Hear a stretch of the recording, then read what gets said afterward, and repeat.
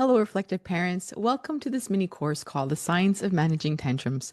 The point and the goal of this course is to kind of help you understand your child's tantrums and emotions a little bit more as you walk your way or work your way through the Reflective Parent Club in the next 3 months. You will be able to gain more skills that will allow you to know how to show up for your child. But today is really about giving you the science and the education so that you can understand why they're having them and how you can support them in a way that feels comfortable to you. As you know, I am the founder of Curious Neuron and the host of the Reflective Parenting Podcast. I am so lucky and happy that I get to talk about parental well being and emotion regulation skills around the world. And so that is what I like to talk about. There are three objectives for this course. So first of all, we want to understand, why do kids have tantrums? Secondly, how do kids learn to cope with their emotions? So I'd love for you to understand the process, because then it helps us know how we can support them a little bit more. And lastly, we're going to look at how you can minimize your child's tantrums or support them. I want to make a note here because we're trying our best to minimize them, and we're going to look at the science that shows us how we can support a child with their emotions. But every child is different, and every child might use or might respond to a different skill. And so what we talk about is the science around it, and you're going to have to try different things with your child, especially if you have a child who's neurodivergent. They might have their own way of regulating, and so it's important to remember that, and that each child is truly different in how they respond. There are three specific tools that I'd love for you to take away from this course. So first is knowing how to spot your child's dysregulation. Second is how to respond to your child's big emotions, and then applying the pause framework, which we're going to see at the very end. And this is to help you co-regulate with your child. And co-regulation really helps them calm their nervous system. Before we begin, I just want to remind you why Curious Neuron exists. So many parents, in fact, 63% of parents, really don't know how to show up. And this is according to a survey, how to show up to help their child with their emotions. And it makes sense because many of us were not taught by our own parents how to cope with our own emotions. And so if we are struggling to cope with our own emotions, that is why we are struggling to show up for our child, or teach them also how to manage their emotions. And 48% of parents say that they're completely stressed and overwhelmed. The reason why I'm bringing in the second stat is because combined means that we are not showing up for a child in the way that our child needs us. And the more stressed we are and the more we are dysregulated, studies show that there are higher chances of us maltreating our child. We could shame them, we might neglect them, we might abuse them verbally, emotionally, physically. And so we have to be aware that there's a correlation and a link between this, which is why it's important for us to start with ourselves. There's also this cycle of dysregulation that I've seen in families through the many families and parents that I've worked with. And this is when we see a child who's acting out. We don't notice that they're dysregulated, but they're acting out because they are dysregulated. And so what happens is that the parents, get very triggered very easily.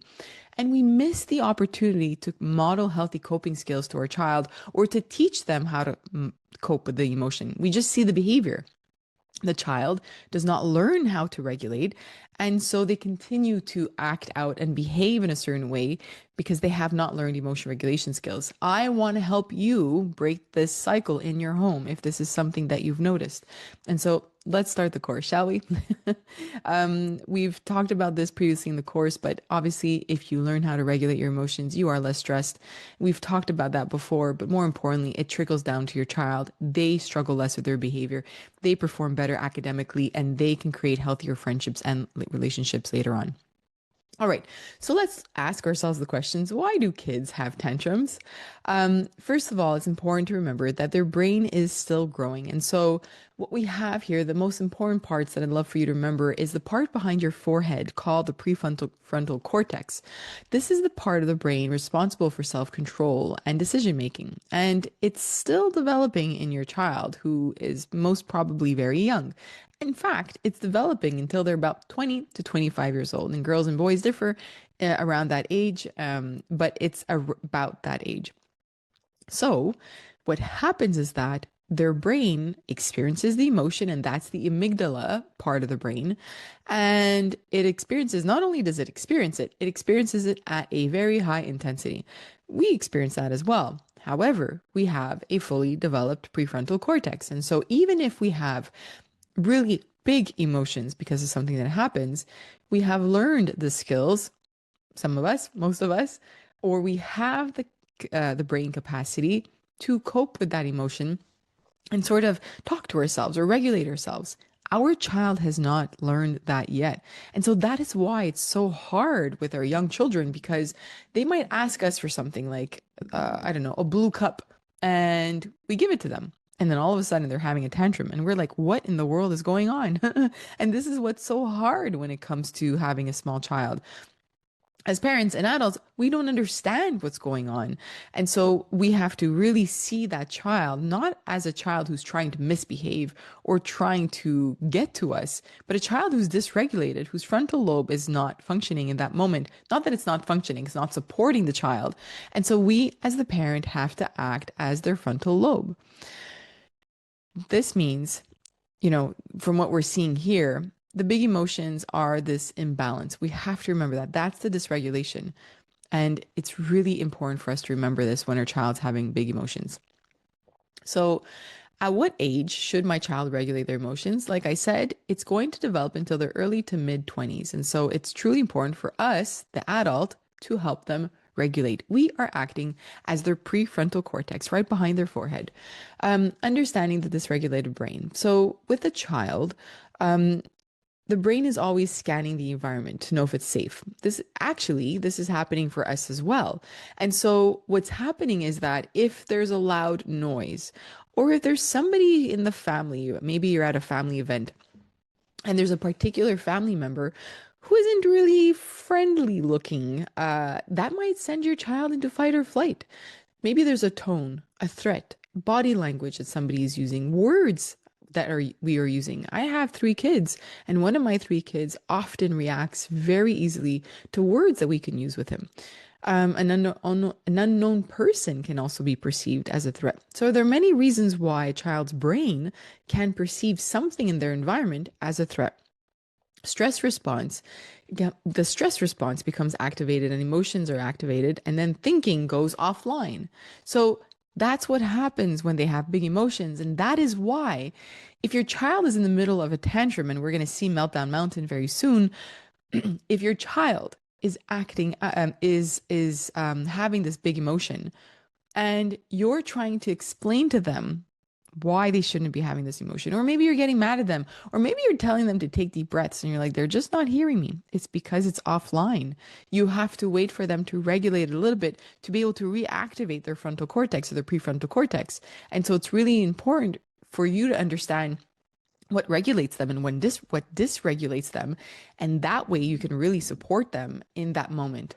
And when our brain goes offline, we're not rational anymore, and so it's really key for us to see it that way. Again, it's so easy for us to see it as a child who's acting out, but in essence, they're truly dysregulated. Okay. So, similarly to the way that you have learned about regulation and dysregulation, the same thing applies with our children. Often, with a child, we are seeing them dysregulated but with high energy. And by the way, it doesn't mean that they're angry or mad when they're high energy dysregulated. Especially with a young child, they can be high energy dysregulated in a positive emotion. What does that look like? Well, that looks like your child right before bedtime running around and jumping on their bed and having the most energy you've ever seen. That leads to the question of, did I give them time to regulate? Did I give them time to, move their body? And we're going to see different ways that we can do it. Similarly to us, when we need to regulate our body and we need to regulate our mind, maybe we speak to somebody, we connect. Maybe we go out for a walk. Maybe we have to exercise. Maybe we have to listen to certain songs. Our kid's brain functions the same way. And so it's really important to notice this. There can also be in the low energy dysregulation. And sometimes we can have older kids that now they've kind of settled into the way that their body and brain reacts best. And when they're dysregulated, they shut down. We don't know. You're going to have to discover who your child is and not figure out who, but what they do when they're dysregulated. And so we're becoming the dysregulation detectives to understand our child. Just know that your child's brain and yours, by the way, is always scanning the environment to know if it's safe. So you might not understand why they're acting a certain way. And safe doesn't mean that there's somebody bad out there. Safe just means that the brain is overloaded. The brain is overwhelmed, and the brain has to now take energy away from other parts of the body to protect itself. Or maybe their child hasn't slept. Maybe your child hasn't eaten and needs a snack. These are things that lead the brain to protecting itself because it's hungry and so it's going into survival mode. These are all things that we have to be very mindful of. And you might notice that your child has maybe bigger emotions when they're hungry or a day that they haven't slept very well the night before. The hours of sleep are important for them, just as they are for us. All right, so here's the mindset shift that I would love every single parent to know. First of all, before I talk about this one, I always talk to parents about terrible twos. If we have this sort of vision or this idea that as soon as their child turns two or when they're close to two, everything they're going to do is acting out in bad behavior and they're into terrible twos and they're having all these tantrums, then the way that we show up for these tantrums when they're about 2 years old will be, might be, could be less positive, right? It's like, here we go again, another tantrum, rather than the language in your mind of, ooh, my child needs me again. They're having a really hard day today, or they're having a lot of big emotions. I know that it is so hard to say that in the moment, but if you force yourself to say it a couple times and you see the impact of you showing up very differently, you'll see why it is so important to do that. And by the way, I don't know why we talk so much, and we talk about this inside the Reflected Parent Club on our weekly calls. I don't know why we place so much emphasis on the twos when 4 to 6 is even harder, in my opinion. Having experienced it 3 times, there's something very different. And now they have their opinion. They know what they want, what they don't want. They have their words and their language. And so they will snap back and say things that are mean and disrespectful because they don't know the difference. They are just doing what feels right in that moment. And so if your child is not there yet, it gets hard.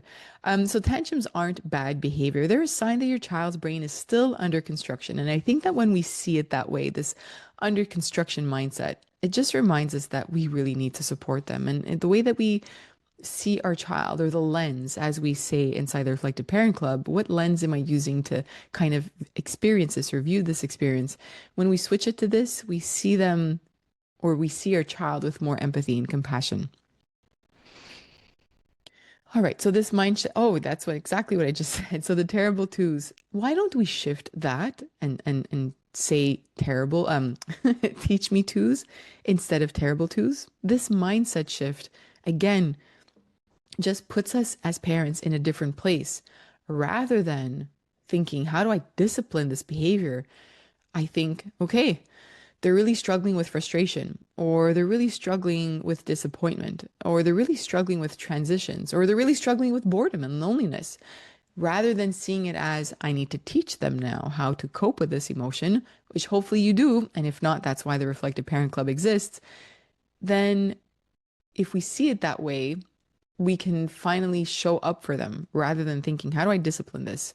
And remember, connection before redirection. It is so easy to redirect. It's so easy.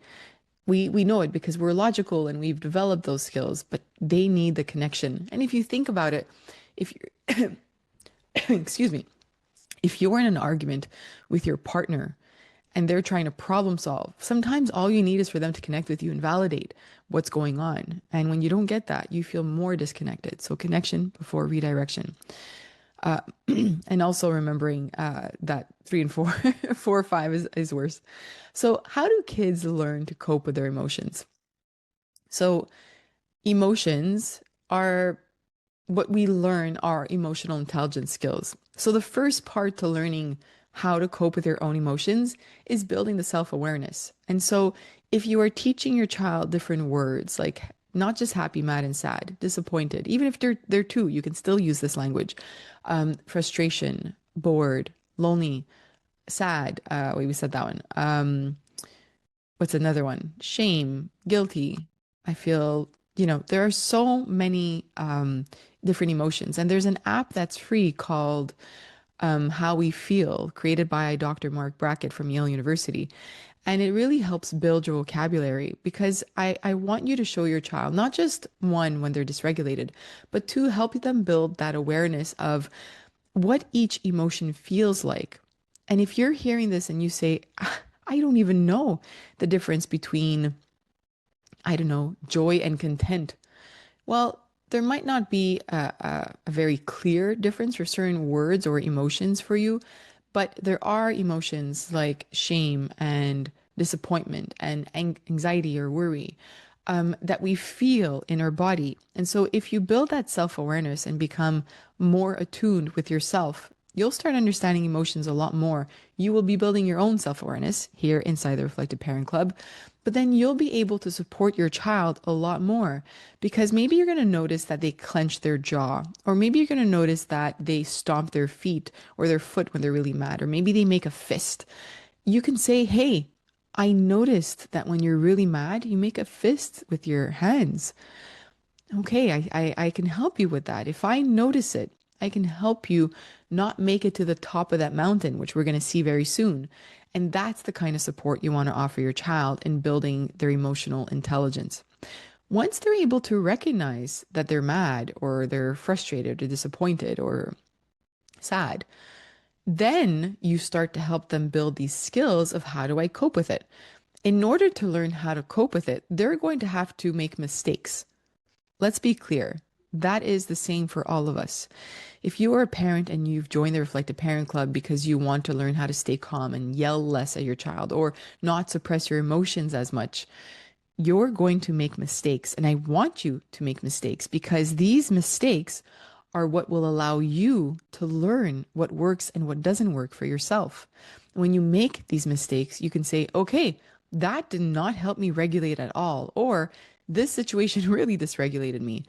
Once you do that, then you can start saying, I need to eliminate these and start narrowing down certain tools and skills that you use. And so make the mistakes and highlight this to your child. When you yell, you're like, oh my gosh, I forgot to take my deep breaths, or I didn't pause. Maybe you have a calming corner in your home and you're trying to teach your child to engage their sensory system because that is relaxing to them. And maybe it's relaxing to you, whether you are neurodivergent or not. Some neurotypical people also get very relaxed with noise canceling headphones and soft blankets and stuffies and scents like lavender and eucalyptus. We have to get to know ourselves, and certain things regulate us. So the more you do it for yourself, the more you'll be able to support your child in developing this. Once they've done this for themselves, the right side of this image is all about how they deal with it with other people. And so, social awareness and emotional intelligence, we call this here at Curious Neuron parental awareness. In this relationship with my child, how do I notice that they are dysregulated? And we spoke about that in another course that we had about breaking cycles, seeing how dysregulation in a relationship can, impact that. But then, secondly, once I notice that my child is dysregulated, if they're in the hot zone, right, the red zone, how do I cool them down and bring them into that middle zone of regulation? And if they're shutting down, how do I warm them up a little bit again to bring them into that middle zone? That's what I want you to notice. And teach your child. And then the last one is relationship management. And that's an important part of emotional intelligence because now it's like, how do I apply all these skills that I know about myself and other people to build very strong and healthy relationships? And if you are listening to this saying, I actually might not have had many strong and healthy relationships, then the three parts before are what you want to focus on first. Don't just skip to the end. Start with self awareness, then self regulation, social awareness or parental awareness, and relationship management. That is the order. All right, so emotion regulation is a skill and takes lots of practice, like I just said. I really, truly want you to celebrate when your child makes a mistake. They yelled. Okay, that's okay. I'm glad I was able to see how you respond or react when you're mad, when your sibling takes your toy away. But now let's try to figure out a way not to do that again next time. How do you express that you're angry without yelling or without throwing a toy at them? Let's try to figure this out together. That's the kind of language and the support that will help your child develop these skills. So maybe, sometimes there's certain questions that we have to ask ourselves about our child. So first, are the expectations that we have for a child developmentally appropriate? I cannot tell you how many parents I have spoken to that had a child around the age of 12 months to 24, even 36 months, that were really disappointed that they couldn't regulate their emotions and expected their child not to have any tantrums. That is not a realistic expectation. Most kids will experience tantrums. Some will move past them quickly. Some might get stuck in them longer and many years rather than a few years, but they are normal. They are a normal part of development. Secondly, are the expectations I have for my child realistic? Well, if I expect my child to be sharing at 2 years old, that is not a realistic expectation. If I expect that I have two kids or three kids or four, and I expect them to never argue, that is not realistic. I have three kids, and I can tell you right now, it is not realistic. It means that we have to support them. Also, which smaller skills does my child need to work on? There are lots of brain skills involved in learning how to regulate our emotions. So I know I showed it in this diagram before, but self-regulation, in order for you to regulate yourself, you need to have strong executive function skills, which is the planning and focusing and problem solving and so on. Then you also need to have strong concentration skills. You also have to have strong inhibition skills, and most children cannot inhibit, and so we see a lot of they are not good at delayed gratification, and they're very impulsive. These are all brain skills that will develop with time and with age, not on their own. We need to help them practice this, and so doing things like practicing them like you put something in front of them, it could be a toy or a piece of food or like a food item, and you say, just wait, don't eat it yet. Give me 2 minutes and then we can sit at the table and eat together. Can they wait? Or will they just grab it and eat it?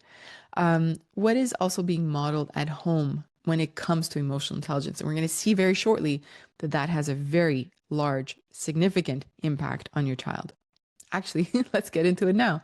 So, this is called the tripartite model of parental socialization. This is just a long title that we see in research that tells us that a child learns how to regulate their emotions based on three very important aspects. One, how their parent copes with their own emotions.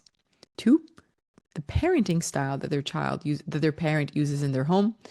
And three, how their parents or the adults in their home regulate together. These are very important. And so it reminds us that we have a very significant role. We talk about social emotional learning a lot in schools, but we don't realize that by the time your child starts preschool, they have already built many of their skills that teach them how to regulate emotions based on what they have been around in the home for the past 5 to 6 years, from birth, by the way. And so if you are somebody listening to this saying, wow, our home has been dysregulated since my child's birth, it's not too late to change things. It might take a little bit more time to see a difference in your child, but these are extremely important. So, how a parent copes with their emotions. If you externalize a lot and you yell a lot, or maybe you suppress a lot, maybe you ruminate a lot, and rumination is a sign of anxiety. What can you do to learn how to cope with your emotions? Well, that's why you're here inside the Reflective Parent Club. Secondly, is parenting style. So, are you balancing being warm, showing your child warmth, right? And being responsive to their emotional needs with boundaries, setting boundaries and limits in the home? Because the absence of either or can lead to some negative consequences.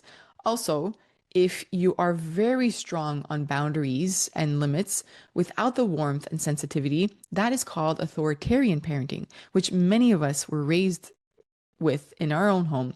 And that's a parent who says, I'm not your friend, I'm the parent, I'm the one in charge, you do as I say.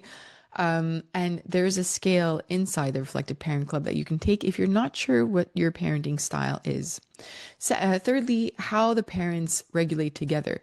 And so you might have heard the word repair. It is okay to argue in front of your children. But if there is belittling, shaming, physical abuse or violence, words that you are using that are just hurtful, if there's no repair after an argument, then these are things that can impact how a child learns to regulate their emotions because they are seeing and they are hearing, even if they are 12 months old. That is building their system. One little note about adversity. So, if you are a parent that experienced adversity, there might be higher chances that you struggle with regulating your emotions.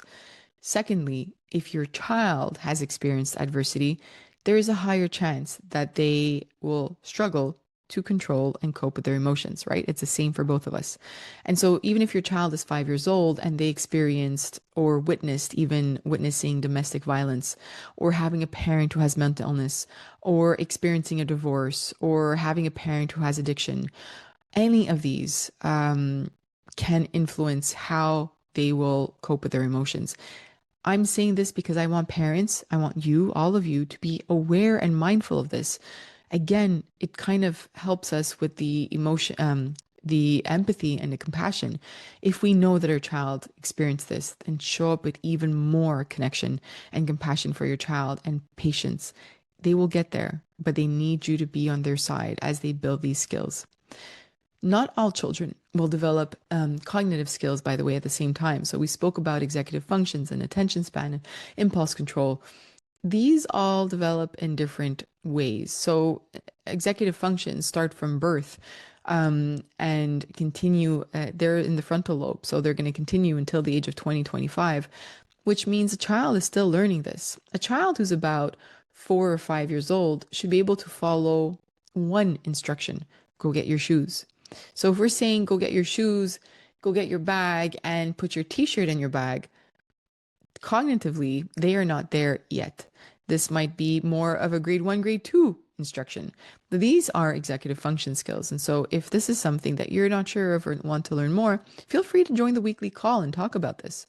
And so I just want parents to be mindful. Again, even something like attention span, we start to develop our attention span at around the age of 10 months, but it's just starting to develop. And so if you have a 2-year-old, their attention span is very short. It's about the child's age and numbers. So let's say a 2-year-old, 2 minutes, plus or minus 3 to 5, sometimes 8 minutes. So if your child is focused for 5 minutes, that's great. It's what they should be doing developmentally. TV and screen time do not apply. TV and screen time uses a different attentional network of the brain. We have several. And so focused attention is not part of screen time. What's also important for us to remember is that every child has a temperament. I call my kids, or I refer to my kids for myself in my head as air, water, and fire. Just by the elements, you know that there's a very big difference in their temperament. Well, there are some studies that like to divide them into these two groups: the orchids and the dandelions. If you think about a dandelion, you see them out in the fields. You can literally drive a truck over it and they're squashed, and then they come back to life the next day for some reason, and they just never die. Versus an orchid, you might put 1 millimeter of water too much, you lose your orchids. They are very sensitive. Having this analogy in your head allows you to say, okay, my child is an orchid. And there's a great quote. I forget exactly what the quote is for the person, but the quote had to do with, so any of these children, whether they're orchids or dandelions, can thrive as long as the adult in their life knows that the environment has to change to support that child. And so using this in your mind, if you know that your child is an orchid, then you can say, okay, they're a little bit more sensitive to the words I use. That is on me. That is on me. They're young. I'm not going to say sit down, because I can tell that they start to cry and they get really nervous and scared when I speak this way. So even if I'm frustrated, it is my responsibility to regulate my emotions and to say, I really need you to sit down right now. I'm getting really mad and frustrated. I don't want to yell at you. I need you to sit down. There's a difference in how we speak to these children. And if we just continue treating all kids as if they're the same and think that by telling an orchid child to sit down and shut up, and we think that they're going to turn into dandelions. It's not respecting that we're born with this temperament. And so we have to be mindful of that. How can you minimize your child's tantrum? So let's dive into that, shall we? Inside the Reflective Parent Club, there's a kids section, and you're going to have access to this meltdown mountain that we've created here at Curious Neuron. It's a way for your child to understand that sometimes we're at the top of this mountain and there's nothing that we can do about it. At that moment, we're just completely dysregulated. And for you, the parent, you might notice signs of your child slightly getting dysregulated. They might be at the bottom. I know before we looked at it as red or blue or yellow. There's different ways. I just want you to have these different visuals so that you can say, okay, my child's regulated in this mountain analogy. They're at the bottom, they're in the green zone. They're able to control their emotions. They're thinking clearly. Their body feels safe. They're focused. Versus when you start noticing their language is sharper, or maybe they're playing with their sibling and you say something to them and they didn't really hear you. They're starting to get dysregulated. This is a time where you can say, hey,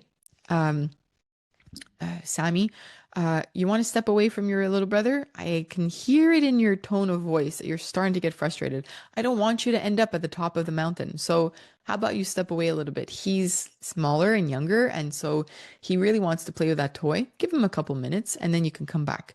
Right? It is our responsibility to kind of help them notice this, especially when they're under the age of 7, even a little bit more than that. And when they're at the top of the mountain, it's not time for a lecture. It's not time for us to say, calm down, stop crying. That's not going to help them. If you think about having an argument with your partner, if they were to say, just calm down. Well, if you were at the top of the meltdown mountain, you grab your backpack and you jump on the rocket ship and you fly to the moon, because that's how much it makes it worse. And so when your child is at the top of the mountain, you could really try to support them. Some kids are different. Some kids might want you to hold them. Some kids might want you to step away. Let them know that you're here, and you'll come help them when they're ready to be with you. If they're yelling at you, if they're harming you or another child in the home, then you can separate them. And when you're moving them away, you say, I'm trying to keep you safe and the person you were with or myself safe. I'm going to sit you here on your bed. I'm going to sit beside you, but I'll wait for you to come down your mountain so that we can have a conversation. When they are regulated, not a minute later, they're most probably not regulated. Again, think of that argument with your partner. It takes a lot longer than that. Then you can start talking about what happened and revisiting. When you revisit with your child, that's when you give them tools and say, okay, you really struggle when your little baby brother grabs a toy from you. I get it. I see. It makes you really mad. I can understand why, actually, but you can't continue to just rip toys out of their hands. We have to find a different way together. There's a book, there's a few books that I'm going to share with you right now that I think can really help parents. This one is called The Power of Showing Up by Dan Siegel and Tina Payne Bryson, whom I've interviewed twice on the Reflective Parenting podcast, which used to be called the Curious Neuron podcast. But there are 3 parts. So when you build a strong attachment with your child, you can co-regulate with them a lot more. We all want a strong attachment, but the reality is if we struggled with mental health when they were growing up, or after they were born, we had postpartum, or maybe we are struggling with our mental health now, then we might have a different kind of attachment with them. Just be aware of it. There's no need for guilt, but the more you understand your attachment with your child, the more you can help them feel safe, seen, soothed, and secure. And so this is the whole book is summarized in these 4 words, but I do encourage you to read it if you struggle with emotion regulation skills. According to science, when you show up with warmth and responsiveness to your child, that is what's going to really help them. And warmth and responsiveness will look very different depending on the child that you're speaking to. Again, within your own home, it might look different between 2 kids. And if you have a child who's neurodivergent, maybe it looks very different for them as well. And so get to know your child to see what works.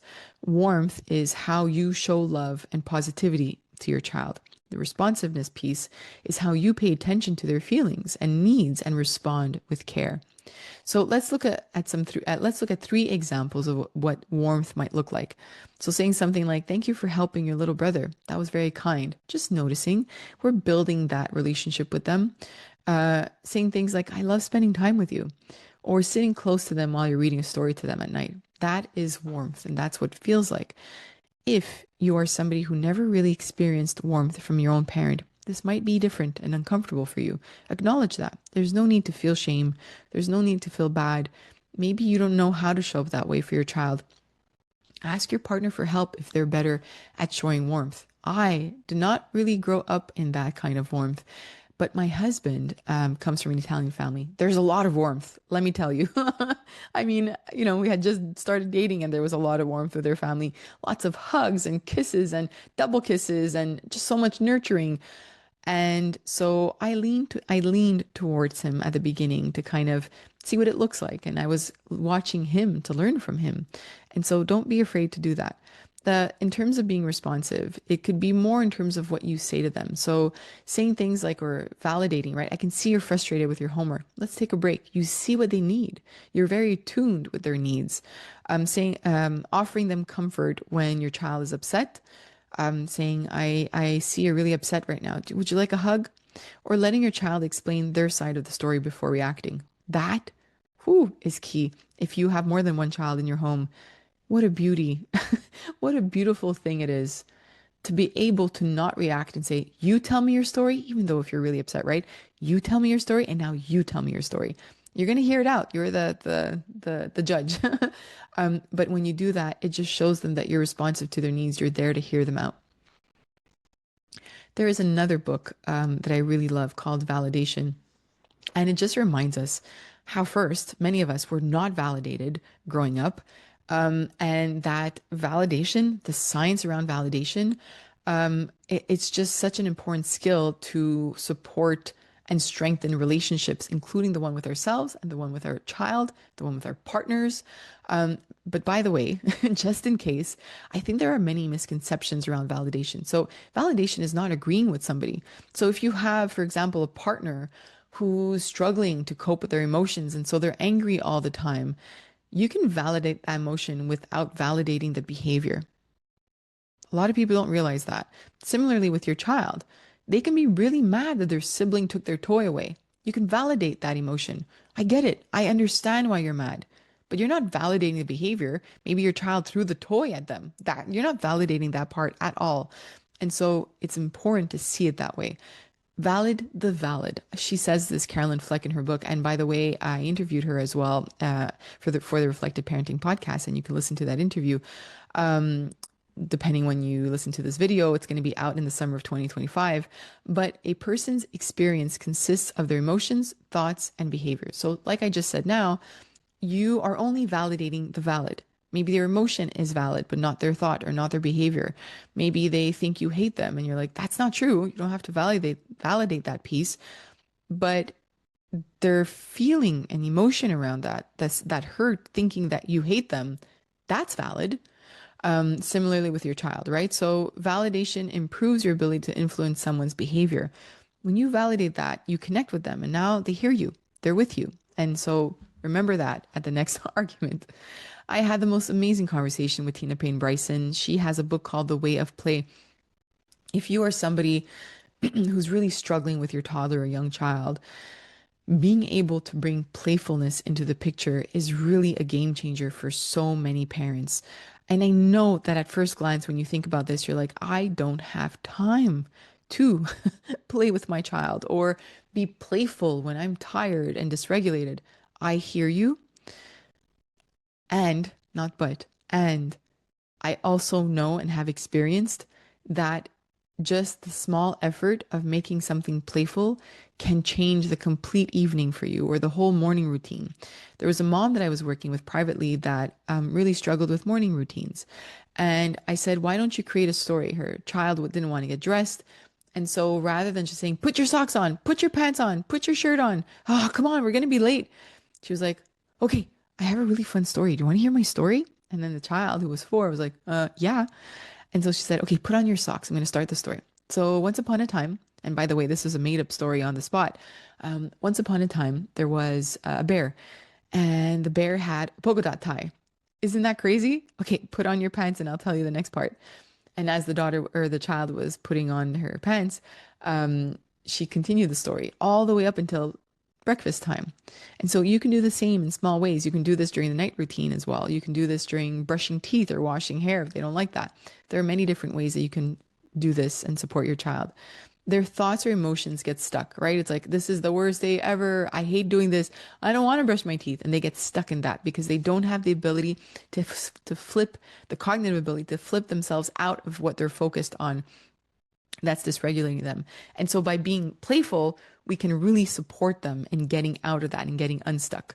It also de-escalates the situation a little bit more quickly. And so you're able to regulate your child more quickly. Give it a try. It really does make a difference.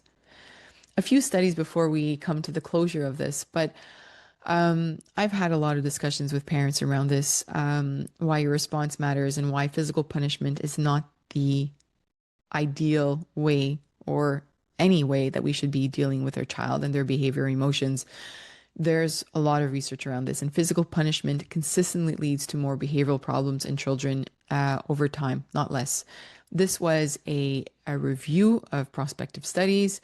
And again, it's just a way of reminding us that we cannot resort to that. There are negative consequences to using this as a way to discipline our child, to punish them. If you are a parent that is listening to this saying, I do get stuck in that, I hit my child, I don't want to, but it happens. Often that's when we are the most dysregulated. We feel out of control. And we know that we will regain control of our child by hitting them, scaring them, yelling at them, threatening them. And if we can realize that this is our dysregulation, and the more that we can learn how to regulate ourselves, the more we can show up for our child in that moment. Maybe you were also raised that way, and so you have patterns that you're working on and have to break. But before hitting your child or using that, resorting to that, remember to pause and everything that we talked about here. My child is not doing this to me. They are not doing it on purpose. I feel like they are, but they are just dysregulated. They need me to show up for them. Reminding yourself in that moment is really important. There's another study that I wanted to highlight. So, about parental emotion regulation. The key takeaway from this one is that parents who struggle with emotion regulation may be less likely to use, hold on, what did I say? Maybe more likely, not less, to use negative parenting strategies, so threats and consequences and harsh punishment, which can be associated with poor child adjustment. So what that means is that they'll have more behavioral issues. So both of these studies remind us that in the moment when our child is dysregulated, it's all about how we're going to show up for them and how we're going to help them with those emotions, not discipline them, but teach them. Children benefit when parents respond supportively to their negative emotions, helping them learn to manage their own feelings. It's just the take home of study after study after study. When should you worry about tantrums? So there are moments or specific situations when you should be saying, maybe I should speak to my doctor about this, because maybe there's something bigger happening. So how often are your child's tantrums happening and how long are they? So a general tantrum, anywhere between 5 to 20, 30 minutes. If they're 30 minutes to an hour or more and they're happening many times per day, then this is a sign to speak to your doctor. Again, if it's just 5 minutes and your child's having 2 or 3 a day, that's okay. If they're having 8 to 10, that's a different story. Are they violent or aggressive? Mostly towards themselves, but to others as well. If you're stuck in that, again, maybe there's adversity that happened in their life. Maybe you have been using harsh punishment and you don't know how to undo this, and now they're aggressive. It might be time to get a bit more support from your doctor and speak to them to get help that will get them out of this pattern. Are they accompanied with developmental delays? Sometimes there are developmental delays. Language delays have been shown to increase the likelihood of a tantrum happening because the child doesn't have the language that they need or to communicate their emotions and their needs. And so that might be a reason. If your child is neurodivergent, they are going to struggle a lot more with emotion regulation, emotion dysregulation. And If your child's emotions and tantrums are leading to many challenges every day or um, challenges, sorry, in daily functioning, then that is another sign that you need to speak to a doctor. So again, this has to do with maybe you're not going out to family members' homes anymore because you know your child's going to have a tantrum and you don't know how to cope with it outside of the home. And so you don't go to these events. Maybe you're not going to the park anymore. Maybe you stopped certain things, whatever it is, that is a sign that you are changing your daily functioning in order to accommodate your child, or not accommodate, but because of the tantrums. And that means the tantrums might be more serious and you might need more help. Putting it all together, I've come up with this framework called pause. It's really a tool that will help you co-regulate, even when you're not at your best, knowing that we have to show up with warmth and sensitivity towards our child, and then that's going to help them regulate their own emotions. Remember, we're trying to calm their nervous system as much as we can. So the first part, the P, is pause. So take a deep breath before reacting. Just 3 seconds of stillness. Your child is screaming. You don't have to jump into it. You don't have to react. The goal here that we're trying to work towards is responding rather than reacting. The second one is A, acknowledge. So name your, not theirs, your internal state. I'm dysregulated right now. It gives you power over it. And so just say, I'm so tired right now. I didn't sleep last night. I'm so stressed. I don't know if I can deal with this. Just acknowledge it, name it. The third one is you understand. So remind yourself, my child's nervous system is co-regulating with mine. Again, that's the reminder from everything that we used or applied here. Understanding the child. They need calm from you, not perfection, but really your intention. S is soften. Soften your body, relax your jaw, drop your shoulders. Really try to be aware of your body language. Come down to their eye level. Help them regulate in that way. So notice that we haven't even said anything yet. I'm not giving you a script. You will figure out what that script is for your child. But at least remembering this, like, okay, I need to pause, breathe. I'm not feeling well right now. I'm really exhausted. I haven't slept. All right, my child needs me. They're dysregulated. Checking your body language, coming down to their level, and then engage with connection. Again, that might be the eye contact. It might be your calmer tone, your soothing presence. It's not bad to yell at your child, by the way. I don't want you to feel any guilt.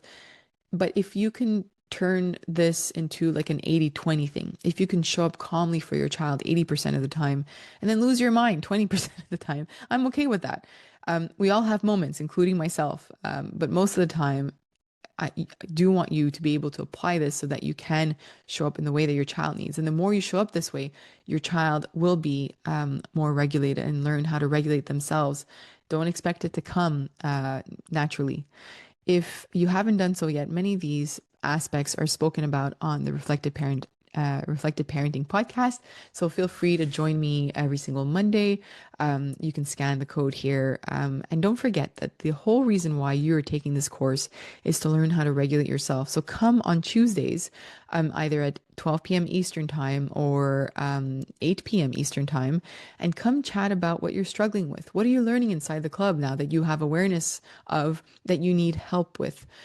Maybe there's an event that happened this week and you yelled at your child, and now you're like, okay, I see why, but I'm stuck. I don't understand why this is happening. I know what's triggering me now, but I don't get it. I still don't get it. That is what the weekly calls are all about. And I can't wait to see you there. Thank you for joining me today, and good luck with the rest of your course. Bye.